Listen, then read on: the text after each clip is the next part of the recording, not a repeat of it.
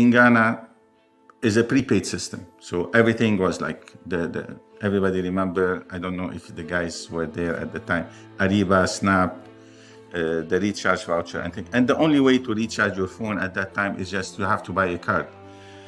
And the card denomination was like high. And even like the minute of call was high, everything was high.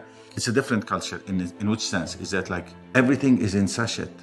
Like you go to the market, like I used to go a lot to the market, but like you notice certain things. You don't see it in your country. You don't see it in Europe. You don't. Normally when you go to a supermarket outside, they give you offer. You buy 5 kilo, you get 2 kilo. Here, oil is in sachet. Washing powder is in sachet. Everything is in small. Why this is happening? Like that was the first question. Like why everybody, water sachet, like this Milo, like you name it. Everything in the small things.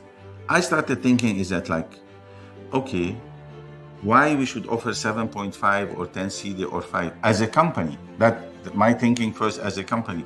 Why don't we do 50 pesos voucher? There should be a way where we can offer 50 pesos, 1 CD, 2 CD. At that time, the technology in this area started allowing something called billing convergence.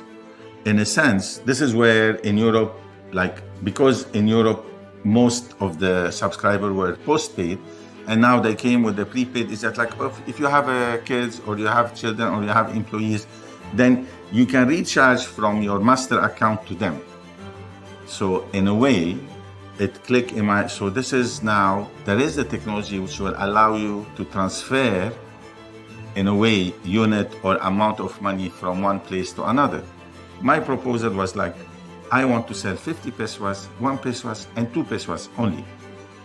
And I want to create, because we have class of service on the system, I want to create a service where if you buy this specific SIM card and we call it unit transfer, now you can build a business that you can sell to other people unit transfer. It was, okay, you think you are smart? If this is your decision, go ahead. What do you want from us? This is what skipped my mind at that because of the excitement. I didn't have an ownership of the system, even though like the one, because it was developed inside. This is where we'll come later to the, and because like, okay, this is a family business, I know the people. So the system was developed internally and it is there. My idea, my whole thing. And I signed a contract as exclusive distributor of the service. And I think what makes the product very successful is that like people, the merchant on the street, they were making good money. So they were like really eager to do so. To the extent is that like after 1 month or 2 months, even the system itself collapsed. But now the news on the street is that like, if you have this unit transfer, you can make that much in a day. So the rush, we package it as a business. It is not like you just, like you want to give value.